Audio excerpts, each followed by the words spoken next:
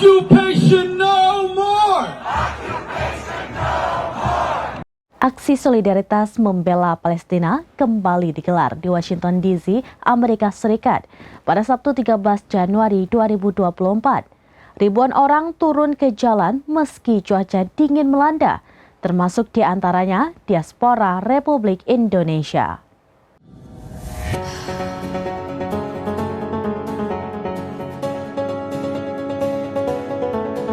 Aksi solidaritas membela Palestina kembali digelar di Washington DC, Amerika Serikat pada Sabtu 13 Januari 2024. Ribuan orang turun ke jalan meski cuaca dingin melanda, termasuk diantaranya diaspora Republik Indonesia. Mereka mendesak pemerintah Amerika Serikat untuk berhenti membantu Israel yang telah melakukan kejahatan perang di Gaza.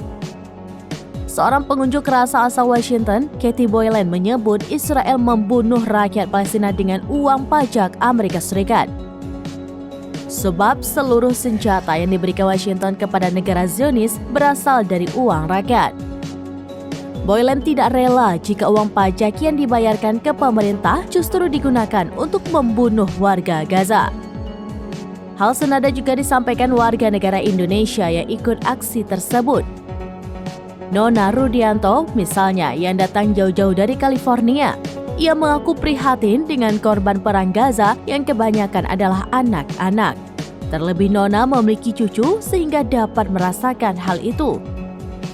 Dalam aksinya, massa membentangkan bendera Palestina dan poster bernada kritik terhadap Amerika Serikat.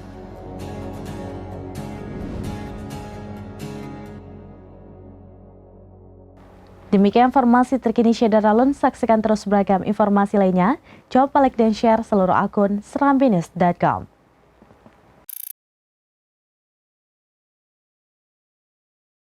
Download Tribun X sekarang. Menghadirkan lokal menjadi Indonesia.